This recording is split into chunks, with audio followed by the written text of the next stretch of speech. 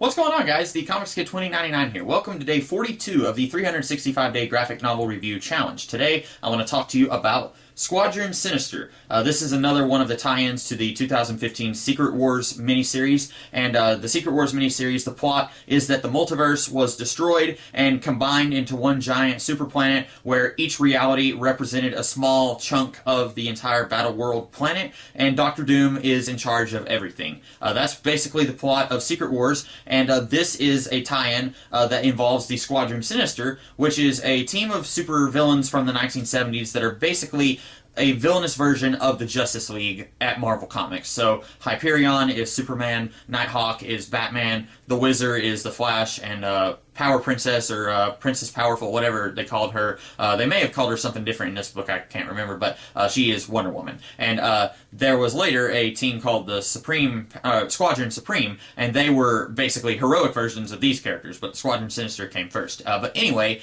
I do not like this book for about 3 different reasons. Number one, it is not a very good tie-in to the Secret Wars event. And bear in mind, I haven't read Secret Wars, but this is extremely inconsistent with all the other tie-ins that I have read. In each of those other tie-ins, you get the impression that whoever lives in, say, the Age of Apocalypse realm of Battleworld, they are not allowed to leave the Age of Apocalypse realm. If you live in the Inferno realm, you're not allowed to leave the Inferno realm. That has been a plot point in a couple of these tie-ins that I've read. That is a huge plot point in Captain Marvel and the Carol Corps. Here, you have a group of supervillains. They are in charge of their own little chunk of Battleworld, and they've gone and invaded like 3 or 4 of the other chunks and killed the lords of those chunks of Battleworld and annexed those realities. And Doctor Doom doesn't really seem to care. He sends a Thor to go and check it out, and then that Thor gets killed, and then the Squadron Supreme guys, they're like, okay, we have like 2 days to figure this out before Doctor Doom gets mad and he tries to kill us because someone killed a Thor. And I don't know why Doctor Doom, who we are told is omnipotent, why he would need 2 days to wreak vengeance on them. Why wouldn't he immediately say, hey, you guys killed a Thor, I'm going to kill you. Also, it just seems really weird that it's such a big deal when someone tries to leave their reality in other Secret Wars tie-ins, but then here, these guys do it, and Doctor Doom basically gives them a slap on the wrist. That seemed really inconsistent with all the other Secret Wars stuff. This almost didn't feel like it needed to be a Secret Wars tie-in until the very end where Doctor Doom does come into play. And by that point, he does seem really angry and upset by what's been going on, but his actions there seem really inconsistent with what we were told at the beginning of the book, where a Thor comes in and says, hey, you guys might want to tone it down, but they're acting like Doctor Doom doesn't really care about what they're doing. He's just sending a Thor just to keep up appearances or whatever. So that's one reason I didn't like it, is that it's really inconsistent with all the other Secret Wars stuff that I have read. Another reason that I don't like it is that this book is a huge liar.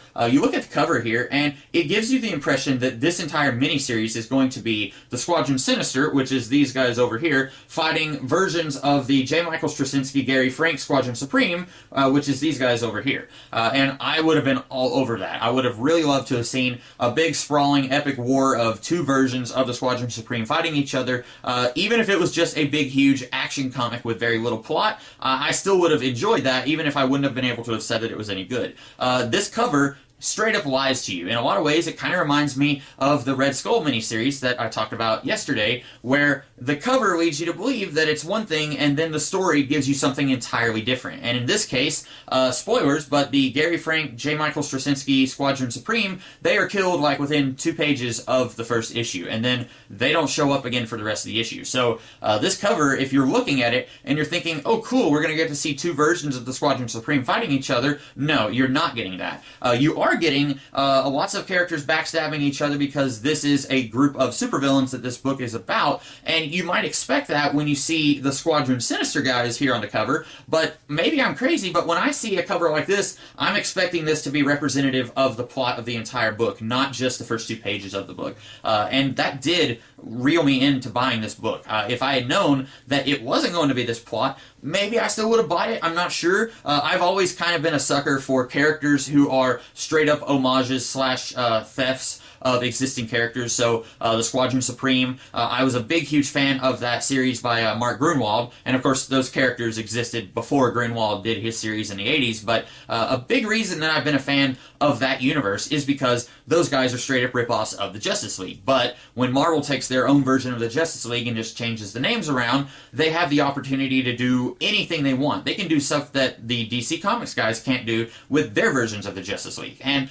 I like that idea. A lot of times I don't necessarily like it in execution, but I might have still bought this book, but I am disappointed that it's not what the cover is telling us that it's going to be. And furthermore, the third reason I don't like it is just that the story is not very good. I would have been able to have forgiven number 1 and number 2 if the story was really good. If this was an amazing story and it just happened to not be consistent with the rest of the Secret Wars stuff, I would have been okay with that. I would have still mentioned that it's not very consistent, but I would have been able to say that the fact that it's a good story outweighs the fact that it's not consistent with the rest of the stuff. If the cover told me this is what you're getting and then it gives me something completely different, but I ultimately still enjoyed it, I would have been fine with that. I would have been very okay with having a really good story that just happens to not be what the cover said it was going to be. But the story here is actually very simple. You've got the Squadron Sinister, and you have 2 traitors who are both in the team, but they're both operating at cross purposes. They're both betraying the team for different reasons,